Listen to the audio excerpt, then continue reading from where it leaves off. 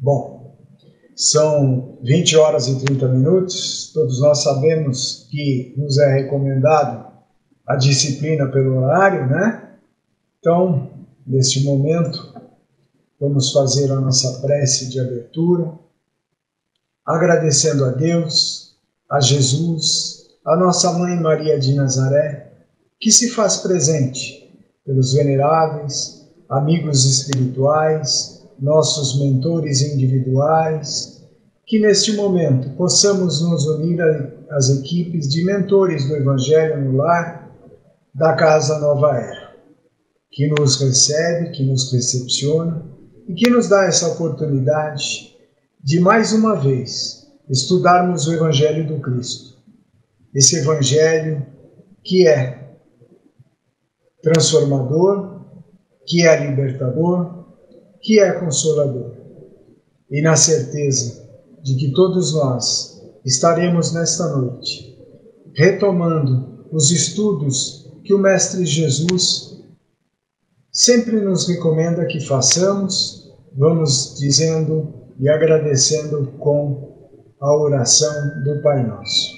Pai nosso que estais nos céus, santificado seja o vosso nome, venha a nós o vosso reino, seja feita a vossa vontade, assim na terra como nos céus. O pão nosso de cada dia dai-nos hoje, perdoai-nos pelas nossas dívidas, assim como nós perdoamos aos nossos devedores, e não nos deixeis cair em tentações, mas livrai-nos de todo o mal, pois teu é o reino, o poder e a glória para todos sempre. Que assim seja, graças a Deus. Mesmo com as facilidades... Oi, Regina, tudo bem, amiga? Como vai? Seja bem-vinda. Saudades. Com as facilidades que nós encontramos, não só nas obras da codificação, mas também com as obras complementares, né? Que foram escritas, né? Trazidas por diversos espíritos, diversos médiuns, né? E até mesmo hoje, com a facilidade que nós temos, através dessa comunicação pela internet, né? Nós ainda temos muito que estudar. E até mesmo temos muitas dificuldades com certos temas, né? E o tema que estaremos estudando essa noite é um deles, viu, gente? A gente precisa estar muito atento, né? Prestar muita atenção em todos esses estudos que são feitos, são abrangentes, mas sempre haverá dúvidas, né? Então, por isso que hoje, antes de entrarmos na pergunta que Emmanuel nos recomenda no livro Religião dos Espíritos, que também está no livro dos Espíritos, né? Nós gostaríamos de tecer um pequeno comentário, né? No qual nos relatam pesquisadores que depois da pandemia, né, tivemos um aumento muito expressivo neste ato cometido, né, por jovens desiludidos, por pessoas, né, que já tinham seus distúrbios mentais, e o Espiritismo, né, fala claramente para nós, né, que há uma incidência ou mesmo uma inclinação neste ato, e é muito grande entre os reencarnantes, e que isso tornaria, assim, teria, assim, um volume muito grande. Conta-nos Divaldo Franco, né, que ele está dentro de uma família, né, e inclusive ele que já foi realmente um suicida em outras encarnações, e seus familiares também, né, é um exemplo disso. E que a gente precisa ter alguns cuidados, né, porque até mesmo aqueles mais maduros, né, que por terem sido, vamos dizer assim, excluídos ou esquecidos pela sociedade, pelos seus familiares, perderam o sentido de continuar a viver. E aí é que começa o nosso trabalho, de resgatar estas pessoas, estes espíritos, né? Fazendo com que todos eles fiquem sempre ao nosso lado e nós tenhamos a percepção das suas atitudes, né? No seu dia a dia, nos seus relacionamentos, né?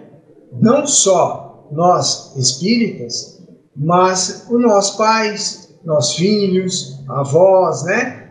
Para que nós possamos auxiliá-los no seu comprometimento e até no seu projeto reencarnacionista.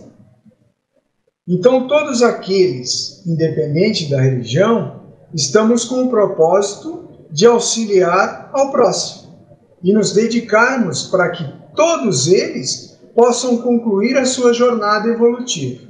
Então era esse o pequeno comentário que a gente gostaria de fazer, no qual hoje a gente estudará no livro Religião dos Espíritos.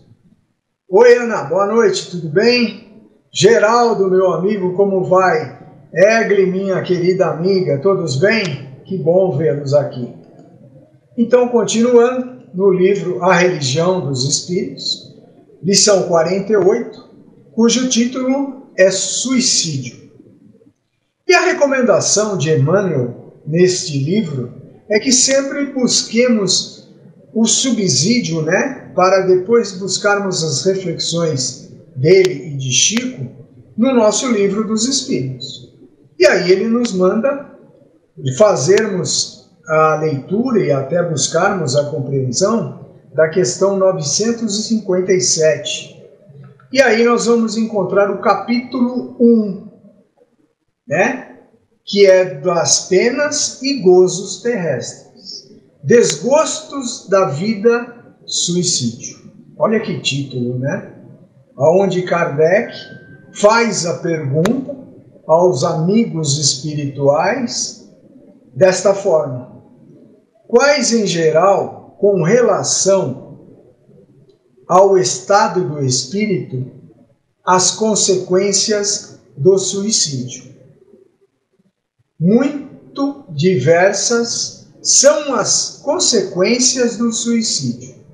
Não há penas determinadas e em todos os casos corresponde sempre às causas que o produziram.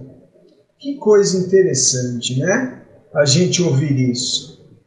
Essa é a resposta dos espíritos, que continuam assim. Há, porém, uma consequência a que o suicida não pode escapar. É o desapontamento. Prestemos muita atenção nesta resposta. Há, porém, uma consequência a que o suicida não pode escapar. É o desapontamento. Mas a sorte não é a mesma para todos. Depende das circunstâncias. Alguns espiam a falta imediatamente. Outros, em nova existência, que será, pior do que aquela cujo curso interromperam. Está muito claro, né? Mas a gente vai elucidar isso mais ainda. O que é o desapontamento? E aí a gente entra, né, numa pequena observação trazida por Kardec, né? Realmente mostra que os efeitos do suicídio não são idênticos. Alguns há, porém, comuns a todos os casos de morte violenta, e que são a consequência da interrupção brusca da vida. Pronto, acho que agora a gente já pode começar o nosso estudo na nossa lição 48, onde Emmanuel nos traz a carta de Paulo 2, né, aos Coríntios, capítulo 4, versículo 8. E olha o que Paulo nos fala. De todos os lados somos pressionados, mas não desanimemos. Fiquemos perplexos, mas não desesperados. Somos perseguidos, mas não abandonados. Abatidos, mas não destruídos. Que coisa interessante, né? Paulo sempre nos traz pensamentos, né, e palavras para que a gente siga em frente com o nosso projeto, né, reencarnacionista, e nos dê aquele up, né, para a gente se sentir fortalecido. Não estamos abandonados, não fomos abatidos, não estamos destruídos. E o nosso propósito não é esse, abandonarmos no meio do caminho, é seguirmos em frente. Bom, aí Emmanuel agora nos traz reflexões também maravilhosas. No suicídio intencional, sem as atenuantes da moléstia ou da ignorância, há que considerar não somente o problema da infração ante as leis divinas, mas também o ato de violência que a criatura comete contra si mesma, através da premeditação mais profunda, com remorsos mais amplos, atormentada de dor. A consciência desperta no nível de sombra a que se precipitou, suportando compulsoriamente as companhias que elegeu para si próprio, pelo tempo indispensável à justa renovação. Contudo, os resultados não se circunscrevem aos fenômenos de sofrimento íntimo, porque surgem os desequilíbrios consequentes nas sinergias do corpo espiritual. Sinergias do corpo espiritual, com impositivos de reajuste em existências próximas. Bom, para mim está claro. Como vemos, ele está falando de pessoas, né, que cometem, infelizmente, esse ato totalmente equivocado. Porque Deus não é bom para um, não é ruim para o outro, não é? Ele será sempre justo e bom para todos. Ele não nos pôs neste mundo para sofrermos, né? Muito pelo contrário, para buscarmos dias melhores, para nós sairmos daqui muito melhores do que quando chegamos. Mas, infelizmente, como ele disse agora, na leitura, né, nós, sinergeticamente falando, criamos vínculos pelos nossos sentimentos, pelos nossos pensamentos e atos que nos desvirtuam do propósito com o qual o Criador tem para cada um de nós, né? Então a gente precisa tomar muito cuidado, porque aí a gente está sobre uma energia equivocada, para não falar negativa. Estamos atormentados, a maioria das vezes, pelas nossas própria consciência, né? Por equívocos cometidos, emoções, né, que nos causam males psíquicos, como ele disse aqui, e até transtornos físicos irreversíveis.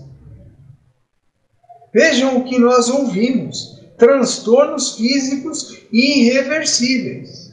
E, infelizmente, não entendemos, isso é sempre bom a gente lembrar, né? E não acreditamos que existam leis naturais que nos fazem cumprir regras, queiramos ou não. O velho ditado se faz presente, que a colheita será inevitável. E o pior é o que ele acaba de nos relatar. Voltaremos com as mesmas provas, mesmas expiações, no ponto onde nós interrompemos o processo de acerto, né?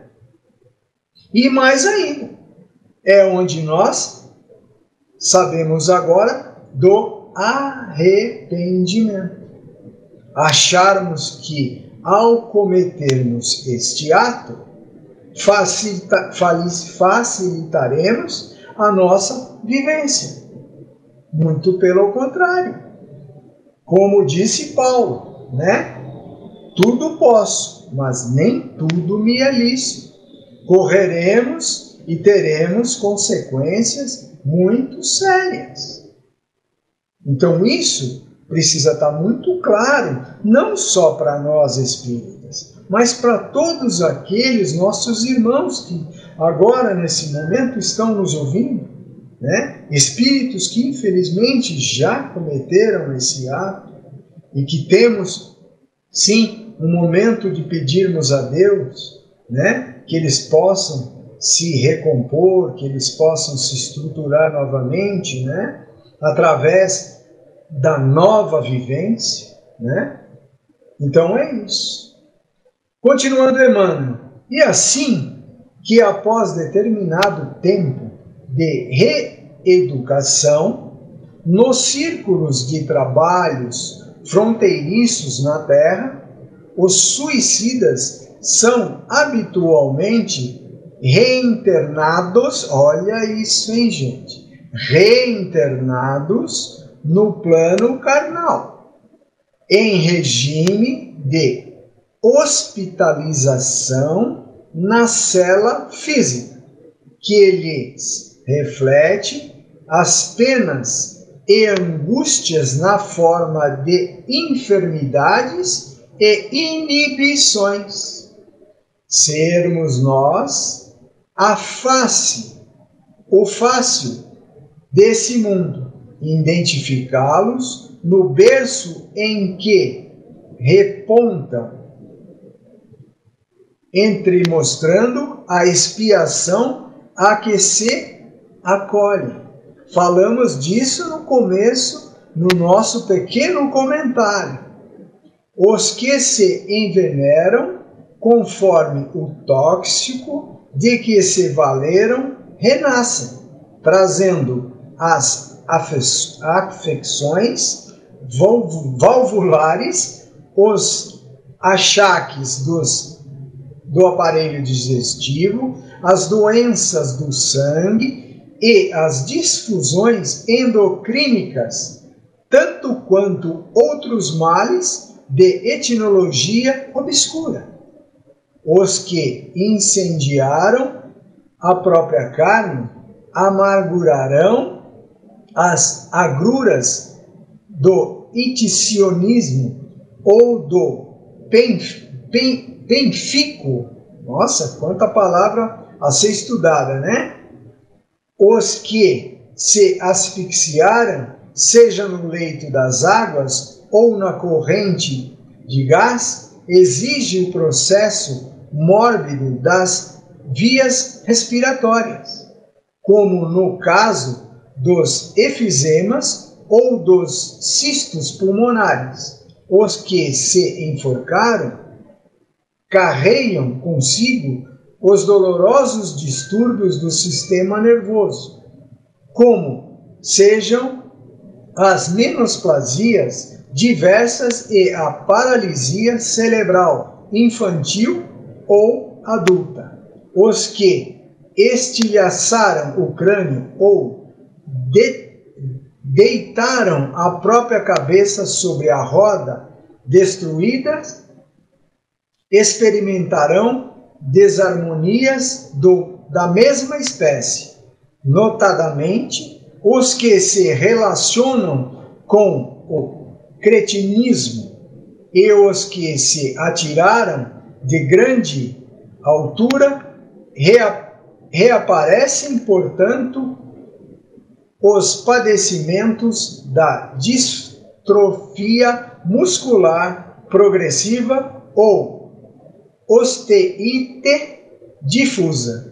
Quanta palavra difícil, mas vamos fazer com que tudo isso mostre para nós as consequências, né?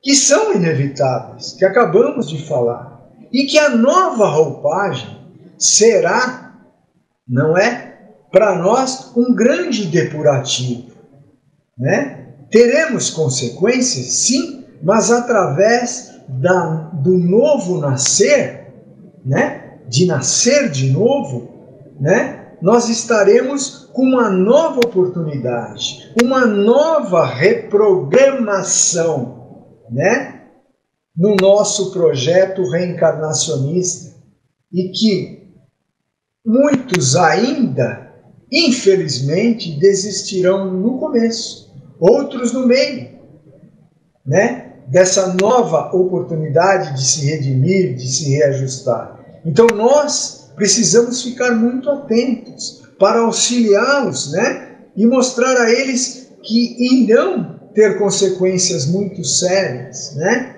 Então, cabe a nós fazermos isso. Continuando, o segundo tipo de suicídio, direto ou indireto, surgem as distonias orgânicas, derivadas que correspondem a diversas calamidades congênitas, inclusive a mutilação e o câncer, a surdez, a a mudez, a cegueira e a loucura, a representarem terapêutica providencial na cura da alma. Junto de semelhante quadro de provações regenerativas, funciona a ciência médica por misericórdia da redenção, conseguindo ajudar e melhorar os enfermos de conformidade com os créditos morais que atingirem ou segundo o seu merecimento de que dispunham. Que merecimento esse? Merecimento evolutivo, né? Acreditarmos, confiarmos, né? Mostrarmos que a nossa fé é inabalável, não é? E muitas outras coisas. Guarda, pois, a existência como dom inefalível, porque teu corpo é sempre instrumento divino, para que nele aprendas a crescer para a luz e a viver para o amor ante a glória de Deus. Puxa, são tantas coisas para a gente falar, né? Cabe tanta dissertação, mas aqui para mim o mais claro disso tudo é a presença divina em todas as nossas situações, né? Onde Paulo, quando ele recita, né, para nós aquele poema, que ele conclui dizendo que só o amor cobre uma multidão de pecados, eu enxergo aqui. Deus nosso Pai, em sua infinita bondade, em sua infinita misericórdia, é eterno. São tantas bênçãos dispensadas para todos nós, como dissemos anteriormente, e como o próprio Cristo nos disse, né? Nenhuma de suas ovelhas ficarão perdidas, mas que, infelizmente, teremos que passar por nossas provas, por nossas expiações. E lembrando aqui também do nosso Evangelho segundo o Espiritismo, de um título que se encaixa perfeitamente no nosso estudo desta noite. Bem-aventurados os aflitos. Que Deus tenha compaixão de todos nós. Que os nossos amigos espirituais possam nos trazer esse santo remédio, tanto para o corpo físico, como para o corpo espiritual, para acalmar as nossas aflições, as nossas velhas e más tendências, as nossas doenças, as nossas dores adquiridas, inclusive as mentais. Me lembro que Joana de Ângeles, em certa passagem, até no livro Após a Tempestade, ela fala para nós que nós devemos confortar esses nossos irmãos. Mostrar a eles que há consequências seríssimas. E ela nos fala ainda assim: espera pelo amanhã, quando teu dia se te apresente sombrio e apavorante. Se te aparece insuportáveis dores, lembre-te de que Jesus ora, aguarda e confia. Então, quando nós falamos do nosso Evangelho segundo o Espiritismo, Kardec fala claramente: a calma e a resignação adquirida da maneira de encarar a vida terrena é a fé no futuro. Dão ao espírito uma serenidade para preservar e até ser um preservativo da loucura e do suicídio. Então vamos orar muito por aqueles nossos irmãos que ainda trazem essas velhas e más tendências. Aqueles que passam por suas perturbações espirituais e também por aqueles que provocam essas perturbações, fazendo com que esses irmãos busquem uma forma de sucumbir essa energia.